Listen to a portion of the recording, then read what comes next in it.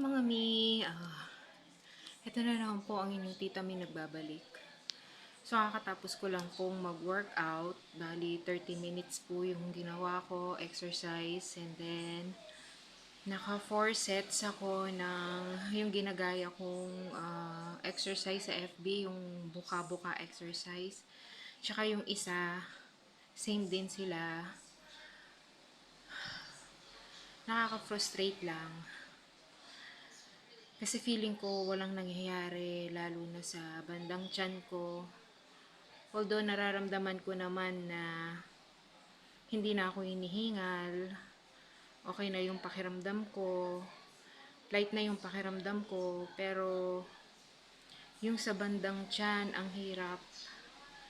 Minsan naiiyak na lang ako pagka tumitingin ako sa salamin na nakikita ko yung tiyan ko na walang changes.